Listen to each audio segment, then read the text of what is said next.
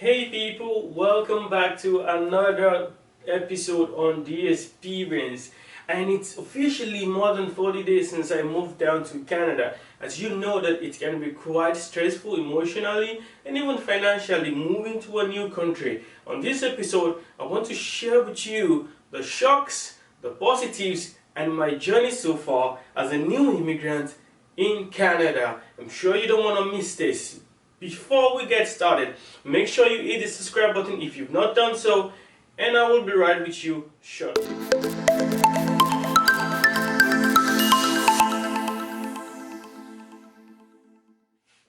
Moving to a new country can be quite stressful, trust me, because everything can be different. I mean, it can be different that when you land in a new country, you might not even be able to plug your phone because the socket is different from where you came from. And I'm also one of those people in that situation. When I came to Canada, I had to get my hair shaved, get a good clean cut, and I found out that I couldn't plug my clipper. It was so I was kind of sad because I felt itchy and I needed to do that immediately. So I rushed to the store and I bought an adapter to plug this clipper. I was so happy because I thought that I found the solution to my problem. But when I plugged my clipper, I saw that it wasn't working. I was like, what's happening? It's just making some sound and it's not working as it should work. Then I realized that here in Canada, the voltage is 110 and my clipper is 220. Still frustrated, I can't even get a hair shape. I went back to the store to ask for a volt step up. Nobody had answers to me. I checked on Amazon, I saw that it was around $200. I don't have that money. I'm not working, I don't have so much. I have to be prudent with whatever I have. And guess what? I had to order a step up from Nigeria because I had a family who was in Nigeria at that time who could help me bring it. I had to order a step up from Nigeria. So with this step up, I could plug it into the socket and plug my appliances directly to the step up. So I could increase the voltage with this. So I'm sure that you might also have this problem. If you don't think about it, you might probably have a laptop that you won't be able to change the cable or some other appliance that is quite important to you. So take note, in Canada it's 110 volts and not 220, and some of your appliances might not work properly. That was one shock. So let's go to number 2, distance. So moving from a tiny country in Europe, I was used to doing things fast. In 5-10 minutes I'm at the bank, in 10 minutes I'm done. That's life I'm used to. But in Canada, everywhere is quite far. So from Toronto to Hamilton, it's an hour. So this kind of things was a little big shock to me because I wasn't used to that kind of journey. But of course, if you live in Lagos, you don't care. You probably are stuck in traffic for 3 hours. That might be normal for you. But I was coming from a place that was tiny and it was easy to get around. So that was also a shock for me. Positive 1. I got 3 job offers in this period. Amazing. So when I was moving down here, there was a lot of uncertainty. It's the pandemics. A lot of people lost their jobs, and I was wondering, how can I survive? How long will it take me to find something to do? And immediately, I landed in Canada. That night, I started applying for jobs. So I took to my CV, I checked the Canada resume format, and I started applying for jobs immediately. I mean, my wife told me, friends told me to just take a little, understand the environment. But for me, I was like, I don't have money. I need to make money. How am I going to feed? So I started applying for jobs almost immediately. And I got a lot of rejections for sure. And one thing that you might want to do that's different from wherever you are, you should follow up on your job application. So sometimes I make an application, I search online for the company, get the phone number and call. And believe me, sometimes they even give you the contact of the HR or forward your calls to the HR and you can pitch yourself in that place. And sometimes that works because it did work for one of these positions. So I was clear on what I wanted. I wanted a stay-at-home job where I could work on my certifications, which is quite important in Canada.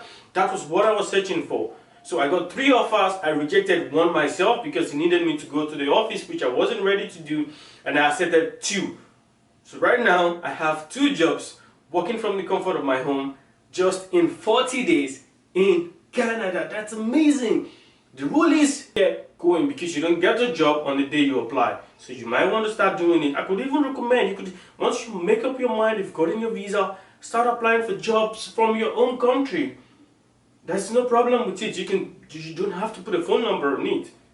Your email is a viable means of communication. So start applying for jobs right from home, and I'm sure that you will get something. If you need assistance in your resume and anything, shoot me up in the comment section and we will go through together on how you can build your Canada style resume for your job in Canada.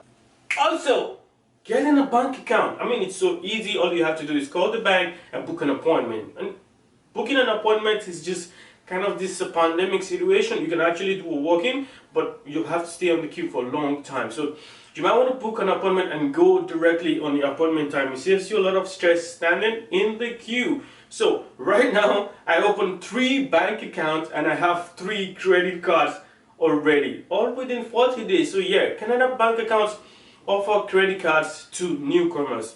It could be different on the amount you have on these credit cards. I don't know what the decision criterion is, but surely they offered me credit cards, and you know that here in Canada, credit is quite important. You might want to buy a house in the future, you might want to buy a car that's quite expensive, you sure need a good line of credit. So when you land, straight away, open your bank account. And so a lot of people make a mistake and say that, oh, I don't have my PR card, I've not gotten my documents. It doesn't matter. With your certificate of permanent residency, the COPR, you can open a bank account. I did with Scotia, I did with CIBC, and I did with TD Bank, all without my PR card. So get to the bank, open your bank account, and get your credit card immediately. And don't forget, use your credit wisely, because this is a land of credit, and you have to build a good line of credit to be successful here in Canada. Driver's license. Like I said, Canada is quite a big country, and it might be stressful. Jumping on the buses, going through the public transit. If you have a car, it's quite good. So for me, in Canada here, you can drive with your foreign license for 60 days and you can drive with your foreign license for 90 days if you have an IDP. And by IDP means the International Driving Permit, which has to be issued by the country of the driver's license. So if you have a driver's license from Ukraine, your IDP has to be issued by the driving authority in Ukraine, and you can drive for 90 days with this. But in getting your driver's license in Canada, there are different categories. In this video, we will not be able to go fully into driving license issues, but I will hint you that come with your foreign license and go to the service bureau and understand if it's possible to change directly or you have to take some tests. So those are a few things that I've noticed in Canada, and I'm happy. A lot of people might say that, oh, you're really fast, you're able to do all these things. One very important thing you need to know in Canada is that people are quite accepting and they want to respond to your questions and queries. So if you don't understand anything, just find out what office you need to, go there, ask questions, and they will tell you explicitly what you need to do and what you require. So as a new immigrant, don't box yourself, don't sit in the house all day, get out there. Do your stuff, go to the bank, go to the traffic office and ask questions, and I'm sure that you will get viable answers to get you started. So those are my lessons in Canada, and it's quite amazing. I'm even surprised. 3 job offers in less than 40 days. My driver's license is already sorted. I have my driver's license right now. I have my bank account, my PR card, all came all within the space of 40 days. The preparation is don't stay. Get started, go out there, do your stuff, make inquiry, don't box yourself, don't sit at home. This is a free country. You can move as much as you want and you can always ask questions. So please, when you arrive in this country or when you're planning to come here, have that mindset that you can ask just anybody any question, of course politely. So that's a bit of the wrap of my 40 days in Canada so far as a new immigrant. Thank you for watching this video. If you've not subscribed, kindly subscribe right now so that you don't miss the amazing content I have in line for you. So subscribe, hit the notification button, and I will see you in the next video.